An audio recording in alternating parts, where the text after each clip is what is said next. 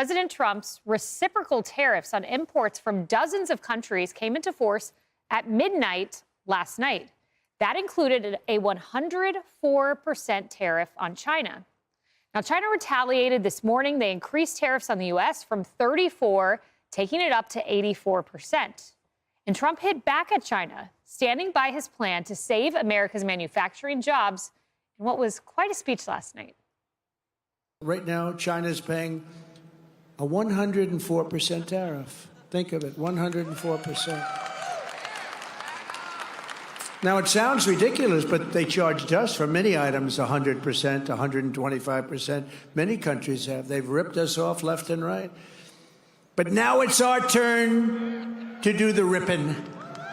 Companies are pouring back into our country with plants. I know what the hell I'm doing. I know what I'm doing. And you know what I'm doing, too. That's why you vote for me. And don't let some of these politicians go around saying, you know, because I'm telling you, these countries are calling us up. I'm proud to be the president for the workers, not the outsourcers. The president who stands up for Main Street, not Wall Street, who protects the middle class, not the political class, and who defends America, not trade cheaters all over the globe. I mean, he says it like it is. You know, Scott Bessent came out this morning. Everyone rapidly watching his remarks. We've been overwhelmed with the response to come to D.C. and negotiate. So President Trump on Monday had a very good call with the Japanese Prime Minister. He had a very good call with the President of Korea yesterday. We're seeing a delegation from Vietnam. So I think we have about 70 negotiations lined up. I'm not planning on going anywhere for Easter. You know, David, he said that he will be the lead negotiator, and it gives me a lot of comfort knowing that Trump and Bessent will be at the helm of these negotiations. Kevin Hassett and Bessent are kind of the soft side of this issue, yes, whereas Peter Navarro and Howard Lutnick are the hard side. They're the hardliners. Now, you did have Peter Navarro coming out last night criticizing Vietnam, saying even though they've lowered their tariffs to zero, they should, their own tariffs, that is, for U.S. products, that they should still have high tariffs. That's part of the problem. I like the idea of reciprocal tariffs. It's very simple. You tariff us, we're going to tariff you back the same way. But this goes a little beyond that because of the Navarro equation for tariffs includes things like trade deficits. Now, there's some countries out there, poor countries, that just don't have the money. They make the Vietnamese make about $10 a day. They can't afford to buy U.S. goods. That's why they have trade deficits. I'm thinking that shouldn't be necessarily part of the equation. I get the non-tariff barriers. There are some of those. Those should be hit back. But just putting trade deficits in there is not. So you have these two sides, the hardliners and softliners, and then in the middle, you have the big kahuna, Donald Trump. And he is a businessman. He knows how to negotiate like nobody on earth. He knows what foreign businesses are like because he has foreign businesses as part of his portfolio. So I'm kind of confident that in the end, what's going to happen is going to be, whether it's individual deals with these 70 countries that want to come in. Again, the big deal is China, whether or not they're going to soften their rhetoric right now and come in for a deal. They have nowhere else to go. They need us a hell of a lot more than we need them. Bessent saying that China has more to lose, and I want you to listen to his rationale, but very carefully listen to the last 15 seconds of what I'm about to play. I think it's Bessent giving us an insight into exactly what the administration plans to do with China. Listen to this. I think it's unfortunate that the Chinese actually don't want to come and negotiate because they are the worst offenders in the international trading system. They have the most imbalanced economy in the history of the modern world. And I can tell you that this escalation is a loser for them, that they have some very smart, the economists, the academicians, technocrats within their bureaucracy, and they would be telling the leadership that we do not have the edge here. I think, Rob, at the end of the day, that we can probably reach a deal with our allies, with the other countries that have been long-term, they've been good military allies, not perfect economic allies, and then we can approach China as a group.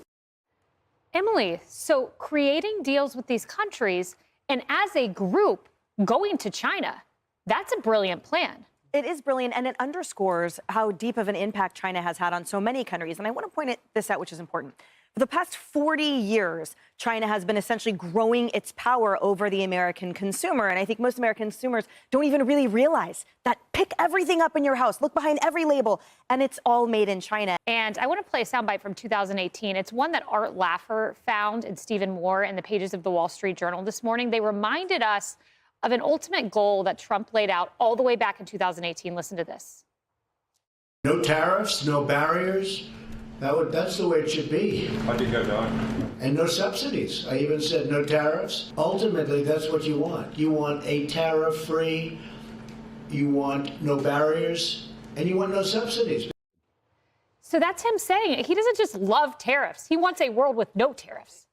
Yeah, I mean, I totally get that. But because of the deficits, I also hear what David is saying, that some countries that's going to be difficult because they basically technically owe us money.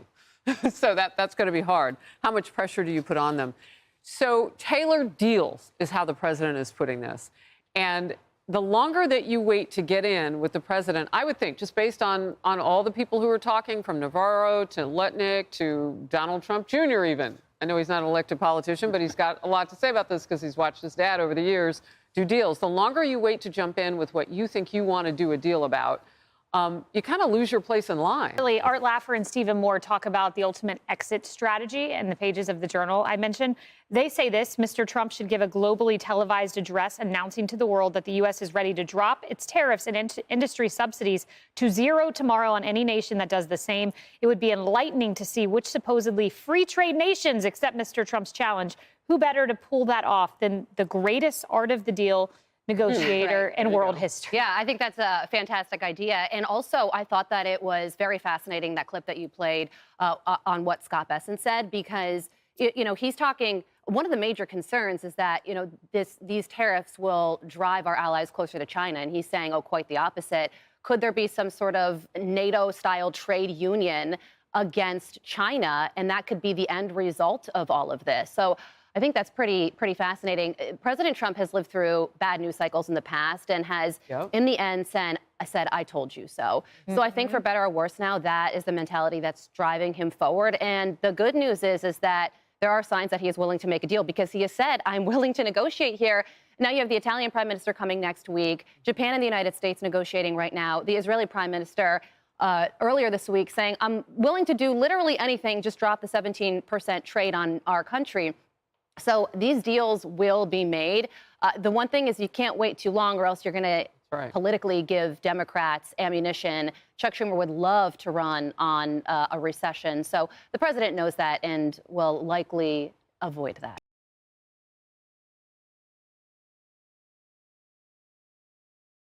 Reciprocal. The two countries signed a reciprocal trade agreement. Retaliate. The country vowed to retaliate against any further attacks. Overwhelm. She was overwhelmed by the amount of work she had to do.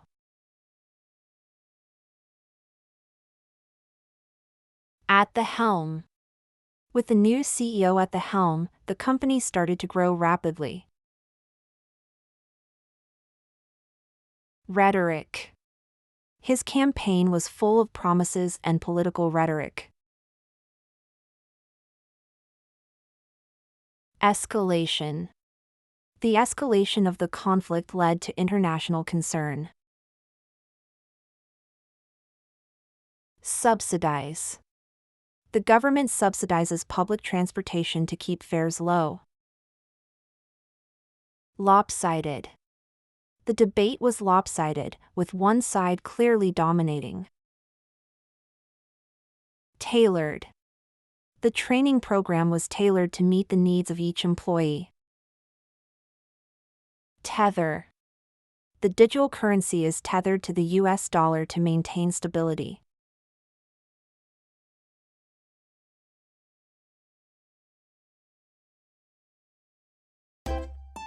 If you enjoy this content, please consider subscribing to my channel to stay up to date with future videos. Thank you for watching.